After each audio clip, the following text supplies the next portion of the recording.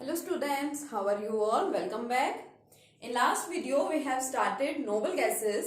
p block elements का last group हम लोगों ने स्टार्ट कर दिया था, जो कि कौन सा ग्रुप है हमारा? नोबल गैसेस है. नोबल गैसेस कौन कौन सी हैं? You know very well, helium, neon, argon, krypton, xenon and radon. And noble gases कहाँ प्रेजेंट होती हैं हमारे पीरियोडिक टेबल में? ग्रुप 18. ग्रुप 18 के अंदर जो गैसेस प्रेजेंट है उनको हम लोग क्या बोलते हैं? Nobel gases. नोबल गैसेस की प्रॉपर्टीज हम लोगों ने स्टार्ट कर दी थी and atomic size and atomicity के बारे में हम लोग डिस्कस कर भी चुके थे. नेक्स्ट प्रॉपर्टी हम लोग स्टार्ट कर रहे हैं, that is ionization enthalpy. Ionization enthalpy. Now what about the ionization enthalpy of noble gases? Noble gases हमारे पास वही हैं, helium, neon, argon, krypton, xenon and radon. अब हमको ये चीज अच्छे से पता है कि on moving down the group atomic size increases. अगर मान लीजिए फर्स्ट एटम का साइज इतना है, सपोज सेकंड वाले का इतना है, थर्ड का क्या हो गया और बढ़ गया एंड सो ऑन. तो आप यहाँ पे ऑब्जर्व करते हैं that the force of attraction between nucleus and outermost shell electrons also decreases. यहाँ पे सेंटर में न्यूक्लियस प्रेजेंट है और आउटरमोस्ट शेल के अंदर जो इलेक्ट्रॉन्स प्रेजेंट है वहां पे अट्रैक्शन हो रहा है. डिस्टेंस दोनों के बीच में कम है, इसलिए अट्रैक्शन ज्यादा है. साइज बढ़ने की वजह से ये डिस्टेंस भी बढ़ता जाता है और उसकी वजह से force of attraction between nucleus and outermost shell electron decreases. क्या हो जाता है? वो डिक्रीज होता है. यानी कि अब ये न्यूक्लियस इस इलेक्ट्रॉन को इतनी ज्यादा स्ट्रांगली अपनी तरफ अट्रैक्ट नहीं कर रहा है. तो आप क्या करेंगे? अगर आप थोड़ी सी एनर्जी इस एटम को प्रोवाइड करेंगे तो यहाँ से जो इलेक्ट्रॉन लास्ट शेल में प्रेजेंट है, जो न्यूक्लियस के थ्रू बहुत ज्यादा अट्रैक्टेड नहीं है, उस इलेक्ट्रॉन का इजिली क्या हो जाता है? रिमूवल हो जाता है. So we can say on moving down the group, अगर हम लोग डाउन द ग्रुप की बात करें, on moving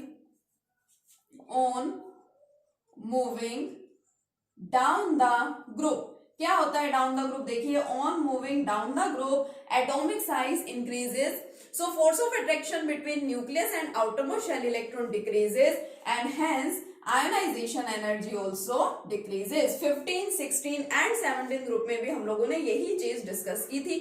So it is about the ionization enthalpy of the noble gases. Now next property is electron gain enthalpy. और आपको इसके बारे में भी अच्छे से पता है कि इलेक्ट्रॉन गेन एंथैल्पीज को हम लोग कभी भी ऐसे नहीं बोलते कि इलेक्ट्रॉन गेन एंथैल्पी बढ़ रही है या फिर इलेक्ट्रॉन गेन एंथैल्पी घट रही है. हम लोग क्या बोलते हैं? Electron gain enthalpies are negative और पॉजिटिव. अगर मान लीजिए कोई एटम है जिसको स्टेबल होने के लिए सपोज इलेक्ट्रॉन का गेन करना है, उस एटम ने इलेक्ट्रॉन का गेन किया बहुत आसानी से, बहुत इजीली, सपोज इलेक्ट्रॉन का गेन हो गया है एंड वो एटम क्या हो गया? स्टेबल हो गया.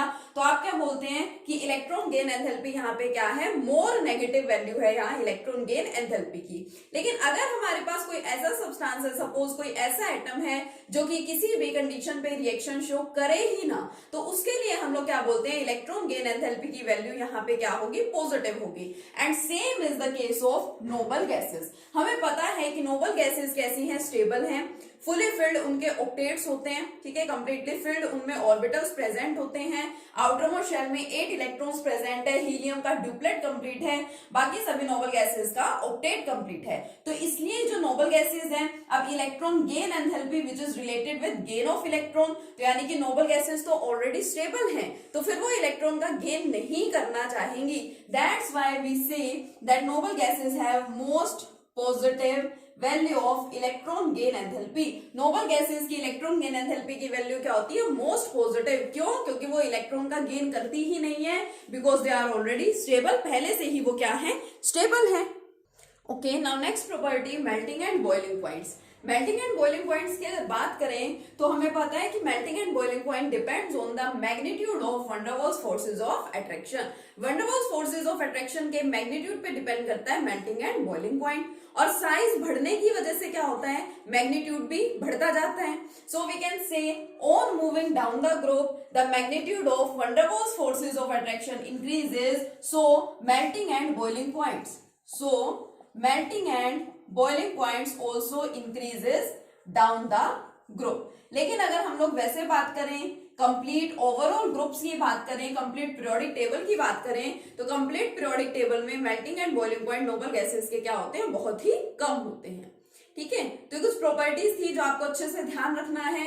इनमें भी काफी एक्सेप्शंस आप देखते हैं, ऑब्जर्व करते हैं। फर्स्ट, सबसे पहले मैंने आपको एटॉमिक साइज के बारे में बताया था, मींस कुछ इंपॉर्टेंट पॉइंट्स हैं आपको याद रखने के, लाइक जो नोबल गैसेस का एटॉमिक साइज की बात करें, पर्टिकुलर ग्रुप की बात करें, तो on moving down the group atomic and ionic radii दोनों ही बढ़ते हैं, आपको पता है। तो नोबल गैसेस के भी एटॉमिक साइज बढ़ते जाएंगे on moving down the group, लेकिन noble gases have the largest size in their respective period. इसी तरह से अगर हम लोग आयोनाइजेशन एंथैल्पी की भी बात करें, तो on moving down the group ionisation enthalpy decrease तो होती ही है नोबल गैसेस की, बट कंप्लीट पीरियोडिक टेबल को अगर हम देखें, कंप्लीट पीरियोडिक टेबल की बात करें, तो हम लोग ये बोलेंगे कि Nobel gases have very high value of ionisation enthalpy.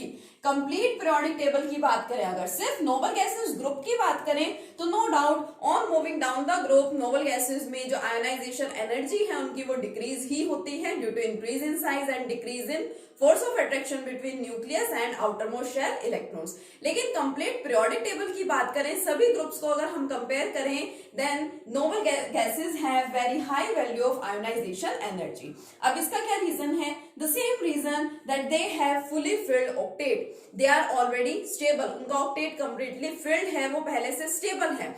तो अगर सपोज कोई सब्सटेंस है वो स्टेबल है, तो ना तो वो इलेक्ट्रॉन का गेन करना चाहेगा और ना ही वो इलेक्ट्रॉन का लॉस करना चाहेगा। तो सेम यहाँ पे नोबल गैसेस जो कि ऑलरेडी स्टेबल हैं, तो वो इलेक्ट्रॉन का लॉस करना पसंद नहीं करती हैं। और फिर भी अगर आप लोग लॉस करवाना चाहते हैं इलेक्ट्रॉन का, ठीक है, इलेक्ट्रॉन का रिमूवल कराना चाहते हैं, तो आपको बहुत ज्यादा हाई अमाउंट में आयोनाइजेशन एनर्जी वहां पे प्रोवाइड करानी पड़ेगी। तो हम लोग ये बोल सकते हैं कि ओवरऑल अगर पीरियोडिक टेबल की बात करें, then noble gases have very high value of ionization energy.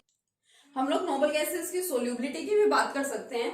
अगर हम लोग देखें the solubility of noble gases in water, कि वाटर में नोबल गैसेस की सोल्यूबिलिटी क्या है, क्या नोबल गैसेस वाटर में डिसोल्व हो जाती हैं, सोल्यूबल है या फिर नहीं है? तो इसका आंसर है that noble gases are slightly soluble in water. Noble gases water के अंदर सोल्यूबल होती हैं, but only slightly soluble. Reason क्या है इसका? देखिए, you know very well that water is a polar molecule. Water कैसा होता है? पोलर मोलिक्यूल होता है। सपोज ये आपके पास क्या है? वाटर है, और ये आपके पास कोई भी कौन है? नोबल गैस है सपोज। अब नोबल गैस तो नॉन पोलर है, जैसे ही वाटर एंड नोबल गैस दोनों एक दूसरे के क्लोज आएंगे, तो वही वाला फैक्टर ऑपरेट होता है क्या? Our electron cloud gets distorted, जो हम लोगों ने 11th क्लास में काफी डिस्कस किया है। 11th क्लास में हम लोग यूनिट 5th पढ़ते हैं स्टेट्स ऑफ मैटर। तो स्टेट ऑफ मैटर के अंदर हम लोगों ने डिफरेंट टाइप के इंटरमोलिकुलर फोर्सेस को डिस्कस किया हुआ है। तो उसी में हम लोग इलेक्ट्रॉन क्लाउड डिस्टोर्शन के बारे में पढ़ते थे कि सपोज आपके पास ये एक पोलर सब्सटेंस है और ये क्या है? एक नॉन पोलर सब्सटेंस है। पोलर सब्सटेंस, ये नॉन पोलर सब्सटेंस। जैसे ही अब पोलर है, तो पोलर के अंदर ऑलरेडी चार्जेस क्या हो जाएंगे? इंड्यूस हो जाएंगे, ठीक है। तभी तो हम लोग बोलते हैं कि पोलर है, यहाँ पे पोल्स डेवलप हो गए। तो यहाँ तो पोल्स यानी कि चार्जेस डेवलप हो जाते हैं। ये नॉन पोलर है, तो यहाँ पे कोई चार्जेस डेवलप नहीं होते। लेकिन जैसे ही जब एक दूसरे के क्लोज आएंगे, तो उसकी वजह से क्या होगा? जो आपका नॉन पोलर सब्सटेंस है उसका इलेक्ट्रॉन क्लाउड डिस्टोर्ट हो जाएगा। इस तरह से उसके अंदर चेंजेस हो जाते हैं। ये चीज आप लोगों ने 11th में काफी अच्छे से पढ़ रखी है, ठीक है। तो इलेक्ट्रॉन क्लाउड डिस्टोर्ट होने की वजह से यहाँ पे थोड़ी बहुत सोल्यूबिलिटी होती है नोबल गैस की वाटर में, ठीक है। तो ये सिंपल सी प्रॉपर्टीज हैं जो आप लोगों को ध्यान रखनी है। उसके बाद अगर हम लोग डिस्कस करें इनकी केमिकल प्रॉपर्टीज की, तो केमिकल प्रॉपर्टीज अब आपको पता है कि सारी नोबल गैसेस तो रिएक्शन शो करती नहीं है। कि नोबल गैसेस सभी की बात करें, helium, neon, argon, krypton, xenon and radon, तो सभी के कंपाउंड्स की फॉर्मेशन नहीं होती। जीनोन जो कि नोबल गैस है वो कुछ कंपाउंड्स की फॉर्मेशन करता है, लेकिन जीनोन का भी कंपाउंड किस तरह से प्रिपेयर किया गया था ये मैंने आपको लास्ट लेक्चर में बताया था कि नील बार्टलेट जिन्होंने क्या किया था? नोबल गैस के फर्स्ट कंपाउंड को डिस्कवर किया था। तो आपको उसकी डिस्कवरी के बारे में भी पता होना चाहिए, ठीक है। तो थोड़े बहुत कंपाउंड्स हैं नोबल गैसेस के, नोबल गैसेस में भी स्पेशली जीनोन के, जिनकी हमको स्टडी करनी है, जिनके स्ट्रक्चर्स हम लोगों को मेनली डिस्कस करने हैं। लाइक देखिए कौन कौन से कंपाउंड आपको यहाँ पे देखने को मिलेंगे जीनोन के। सबसे पहले तो जीनोन की fluorides, like xenon difluoride, xenon tetrafluoride and xenon hexafluoride. तीन तो ये फ्लोराइड्स आपको मिलेंगे जीनोन की। Xenon difluoride, xenon tetrafluoride and xenon hexafluoride. उसके बाद बात करते हैं ऑक्साइड्स की, xenon trioxide and xenon tetra oxide, इनकी फॉर्मेशन होती है। And after that XeOF4 xenon oxyfluoride and XeO2F2 xenon oxy difluoride. दो यहाँ पे फ्लोरीन के मोलिक्यूल्स प्रेजेंट है, मतलब मींस दो यहाँ पे फ्लोरीन के एटम्स प्रेजेंट है, ठीक है। तो जिनोन ऑक्सी डाइफ्लोराइड आप इसको बोल सकते हैं। तो ये हमारे पास कुछ जिनोन के कंपाउंड्स हैं जिनकी हमें स्टडी करनी है, पर्टिकुलरली इनके स्ट्रक्चर्स को हम लोगों को डिस्कस करना है। और इनके स्ट्रक्चर्स को स्टडी करने के लिए 11th का ही कंसेप्ट, जो कि 4th यूनिट का काफी इंपॉर्टेंट कंसेप्ट था 11th में, chemical bonding and molecular structure जो आपकी यूनिट है, उसमें हम लोग दो थ्योरीज डिस्कस करते थे। एक हाइब्रिडाइजेशन के बेसिस पे स्ट्रक्चर कैसे ड्रॉ किए जाते हैं, और एक VSEPR valence shell electron pair repulsion theory के बेसिस पे किस तरह से स्ट्रक्चर्स बनाए जाते हैं। तो उन्हीं थ्योरीज का हमें यहाँ पे क्या करना है, ध्यान देना है, ठीक है। चलिए सबसे पहले बात करते हैं प्रिपरेशन ऑफ फ्लोराइड्स की। हमारे पास तीन मेन फ्लोराइड्स हैं यहाँ पे, xenon difluoride, xenon tetrafluoride and xenon hexafluoride.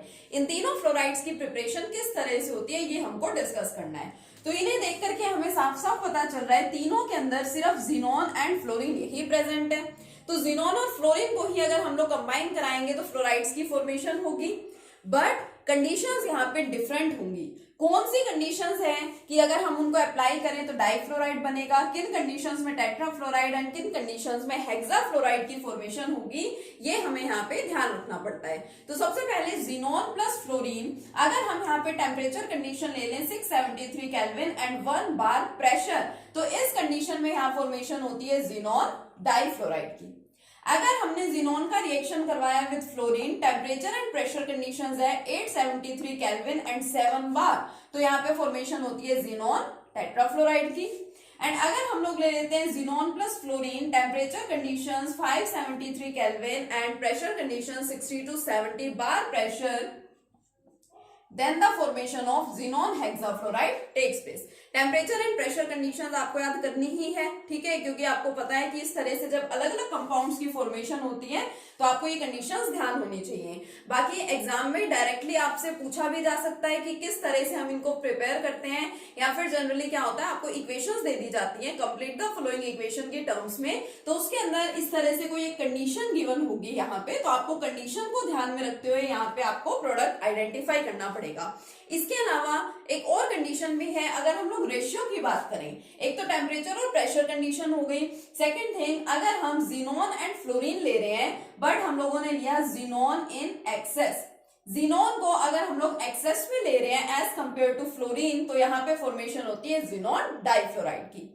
अब इसके अंदर जिनोन टेट्राफ्लोराइड में आपको दिख ही रहा है कि 4 फ्लोरीन एटम्स प्रेजेंट है, यानी फ्लोरीन का अमाउंट थोड़ा सा ज्यादा है। तो जिनोन एंड फ्लोरीन का अगर रेशियो लेते हैं हम लोग 1:5, तो फॉर्मेशन होती है जिनोन टेट्राफ्लोराइड की।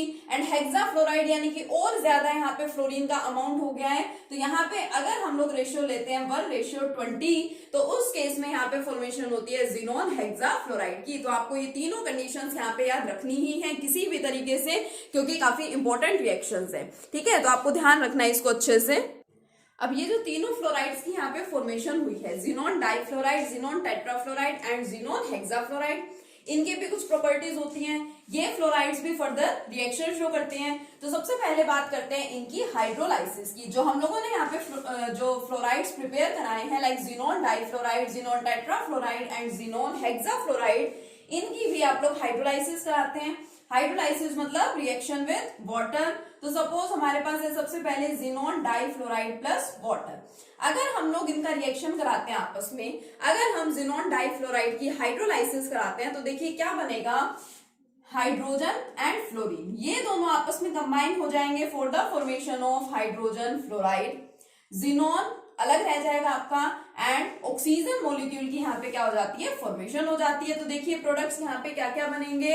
सबसे पहले इधर xenon plus hydrogen and fluorine will combine for the formation of hydrogen fluoride, plus साथ में यहाँ पे ऑक्सीजन मॉलिक्यूल की फॉर्मेशन हो जाएगी। So it is the reaction for hydrolysis of xenon difluoride, ठीक है। तो ये तो रिएक्शन हो गया बेटा हाइड्रोलाइसिस ऑफ जिनोन डाइफ्लोराइड। अब नेक्स्ट रिएक्शन की बात करते हैं, जिनोन टेट्राफ्लोराइड, इसकी भी तो हाइड्रोलाइसिस हो सकती है। तो देखिए प्रोडक्ट्स क्या क्या बनेंगे, वही xenon hydrogen fluoride and oxygen, xenon plus hydrogen fluoride plus oxygen plus, साथ में यहाँ पे एक और प्रोडक्ट की फॉर्मेशन होती है, जिनोन एंड ऑक्सीजन मिलकर के यहाँ पे जिनोन ट्राईऑक्साइड की भी फॉर्मेशन करते हैं। अब यहाँ पे जब आप रिएक्शंस करेंगे, रिएक्शंस को आपको थोड़ा सा यहाँ पे ध्यान रखना है, यहाँ पे थोड़ी सी आपको क्रैम्पिंग करनी पड़ेगी। जिनोन टेट्राफ्लोराइड, जहाँ पे 4 फ्लोरीन एटम्स प्रेजेंट है, वहां आपके टोटल प्रोडक्ट्स भी 4 ही हैं, याद रखेंगे, xenon, hydrogen fluoride, oxygen molecule and xenon trioxide. और इस तरह के जो भी हम लोग रिएक्शंस करेंगे उनके अंदर देखिए प्रोडक्ट्स इन्हीं में से कोई ना कोई बनने हैं, तो बेटर है कि आप इन कंपाउंड्स का ध्यान रखें कि जो जिनोन है वो कौन कौन से कंपाउंड बना सकती है, इसके अलावा और कोई कंपाउंड बनने ही नहीं है, तो आपके जो रिएक्शन प्रोडक्ट्स रहने वाले हैं वो इन्हीं में से कोई ना कोई कंपाउंड होगा हमेशा, ठीक है। तो ये हो गया। लेकिन जिनोन हेक्साफ्लोराइड का केस थोड़ा सा अलग है। जिनोन हेक्साफ्लोराइड वाटर के साथ रिएक्शन शो करता है, लेकिन देखिए अलग अलग कंडीशंस हैं। Xenon hexafluoride reacts with 1 moles of water, एक ही मोल है हमारे पास वाटर का, एक ही मोलिक्यूल है, उसके साथ जिनोन हेक्साफ्लोराइड का रिएक्शन कराएंगे तो कुछ और प्रोडक्ट बनेगा। जिनोन हेक्साफ्लोराइड का अगर रिएक्शन करवा दें विद 2 मोल्स और 2 molecules of water, then product कुछ और बनेगा। और अगर हम इसका रिएक्शन करवा दें विद 3 मॉलिक्यूल्स ऑफ वाटर, तो प्रोडक्ट यहाँ पे कुछ डिफरेंट बनेगा। Xenon difluoride and xenon tetrafluoride के केस में ऐसा कुछ भी नहीं था, जस्ट आप उसकी क्या करवा रहे थे, हाइड्रोलाइसिस करा रहे थे। वाटर मॉलिक्यूल कितना प्रेजेंट है, कितना वाटर का अमाउंट है, उससे कोई लेना देना नहीं था। बट जिनोन हेक्साफ्लोराइड का जब आप लोग वाटर के साथ रिएक्शन करते हैं, कराते हैं, तो डिपेंड करता है कि आपने कितने वाटर मॉलिक्यूल्स यहाँ पे ले रखे हैं। 1 वाटर मॉलिक्यूल के केस में डिफरेंट प्रोडक्ट बनना है, 2 के केस में डिफरेंट एंड 3 के केस में डिफरेंट। एक प्रोडक्ट जो है वो तीनों में सेम रहने वाला है, क्या, hydrogen and fluorine combines for the formation of hydrogen fluoride, यानी एक प्रोडक्ट तो यहाँ पे फिक्स है, hydrogen fluoride in all the 3 cases. But साथ में जो मेन प्रोडक्ट है हमारा वो क्या बनेगा। अब इसको याद रखने के लिए अभी मैं आपको बता रही थी कि आपको ये कंपाउंड्स ध्यान रखने हैं, इनके अलावा और कोई कंपाउंड जिनोन का एग्जिस्ट ही नहीं करता, तो रिएक्शन प्रोडक्ट इन्हीं में से कुछ ना कुछ रहने वाला है, ठीक है। देखिए इन फ्लोराइड्स की तो हम लोग बात कर ही रहे हैं, तो फ्लोराइड्स तो बनेंगे नहीं यहाँ पे कोई भी, ठीक है। अब बात कीजिए, अगर हमारे पास प्रेजेंट है 1 वाटर मॉलिक्यूल, तो देखिए इसमें से कौन सा प्रोडक्ट बनता है। अगर हमारे पास प्रेजेंट है 1 वाटर मॉलिक्यूल, तो वो प्रोडक्ट बनेगा जिसके अंदर सिर्फ एक ऑक्सीजन एटम प्रेजेंट है। 1 water molecule means hydrogen and oxygen आपके पास कम अमाउंट में है, 2 वाटर मॉलिक्यूल का मतलब ज्यादा हो गया अमाउंट, 3 वाटर मॉलिक्यूल का मतलब अमाउंट और ज्यादा हो गया। तो अगर 1 मॉलिक्यूल ऑफ वाटर है यानी कि सिर्फ 1 ऑक्सीजन है, तो प्रोडक्ट इनमें से वो ही बनेगा जहां पे सिर्फ एक ऑक्सीजन मॉलिक्यूल प्रेजेंट होगा, ठीक है। हम यहाँ ऑक्सीजन की ही बात क्यों कर रहे हैं, क्योंकि रिएक्शन हम वाटर से करा रहे हैं और उसमें हाइड्रोजन एंड ऑक्सीजन ही है। तो 1 ऑक्सीजन एटम किसमें प्रेजेंट है, देखिए इसमें जिनोन ऑक्सी फ्लोराइड या जिनोन ऑक्सी टेट्राफ्लोराइड भी इसको बोल सकते हैं। सेकेंड, 2 वाटर मॉलिक्यूल्स यानी कि 2 ऑक्सीजन किसमें है, देखिए यहाँ पे है XeO2F2 xenon oxy difluoride and 3 molecules of water यानी कि जिनोन ट्राईऑक्साइड, इसकी यहाँ पे क्या होगी, फॉर्मेशन होगी। तो मोस्ट इंपोर्टेंट रिएक्शंस है ये, कौन से रिएक्शन थे ये, hydrolysis of xenon fluorides. 3 type के जिनोन फ्लोराइड्स हम लोगों ने डिस्कस किए, xenon difluoride, xenon tetrafluoride and xenon hexafluoride. तीनों की हाइड्रोलाइसिस रिएक्शंस है विच इज वेरी इंपॉर्टेंट, ठीक है। तो इसका आपको यहाँ पे अच्छे से ध्यान देना है, अच्छे से आप लोग इसको स्टडी करेंगे, ओके। यहाँ तक आप अच्छे से करिए, नेक्स्ट लेक्चर में मिलेंगे नेक्स्ट कंसेप्ट के साथ, तब तक के लिए कीप लर्निंग, थैंक यू।